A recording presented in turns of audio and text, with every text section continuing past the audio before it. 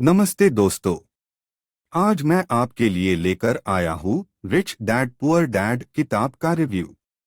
ये किताब Robert Kiyosaki और शरोन लेक्टर ने लिखी है और 1997 में पहली बार पब्लिश हुई थी। इस किताब ने आज तक फाइनेंशियल एजुकेशन के दायरे में बहुत प्रभाव रखा है। इस रिव्यू में मैं आपको इस किताब के बारे में सब कुछ बताने की कोशिश करूंगा। रिच डैड पुअर डैड एक पर्सनल फाइनेंस किताब है जिसमें रॉबर्ट कियोस्की अपनी खुद की अनुभवों के जरिए हमें सिखाते हैं। उनके रिच डैड और पुअर डैड के द्वारा किए गए प्रेरणादायक किस्से और सुझावों पर आधारित है। किताब के मुख्य तत्व फाइनेंशियल लिटरेसी और संपत्ति बनाना की महत्वपूर्ण बात पर केंद्रित होती हैं।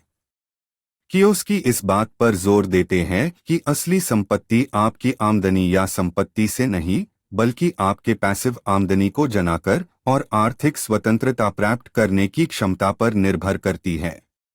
रिच डैड पुअर डैड में दिए गए मुख्य सुझावों में से एक एसेट्स और लायबिलिटीज के बीच का अंतर है।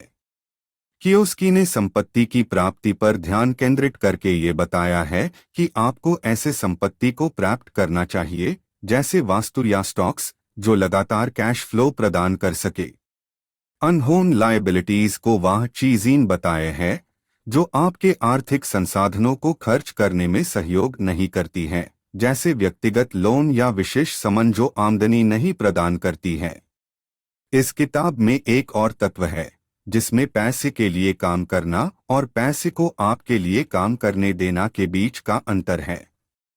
कियोस्की आपको एंटरप्रेन्योरशिप और निवेश के माध्यम से आर्थिक स्वतंत्रता प्राप्त करने की प्रेरणा देते हैं। अनहोन पढ़ने वालों को ये कहा है कि जॉब से ही आमदनी प्राप्त करने की परंपरा को छोड़कर वे अपनी सोच और व्यावसायिक बुद्धि को विकसित करेंगे। रिच डैड पुअर डैड की प्रमुख बात है कि ये एक माइंडसेट और फाइनेंशियल एजुकेशन पर केंद्रित है और केवल विस्तृत निवेश स्ट्रैटेजी या निर्देशों प्रदान करने के बजाय ये आपको संपत्ति बनाना की सोच में बदलने के लिए प्रेरित करता है। इस किताब को एक आरंभिक पॉइंट ऑफ व्यू के रूप में देखना चाहिए जो आपको आर्थिक लिटरेसी विकसित करने और जानकारी और मार्गदर्शन के लिए अन्य स्रोतों की तरफ ले जाएगा। Overall, rich dad poor dad personal finance के क्षेत्र में बहुत अधिक प्रभाव छोड़ा है और इसे बहुत से लोगों को संपत्ति बनाना के लिए अपने नजरिए को बदलने का प्रेरणा मिला है।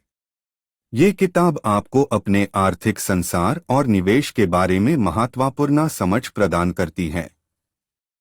मैं आपको ये किताब पूरी तरह से पढ़ने की सलाह दूंगा क्योंकि इसे आपको नए तजुर्बे और आर्थिक सोच की प्राप्ति होगी।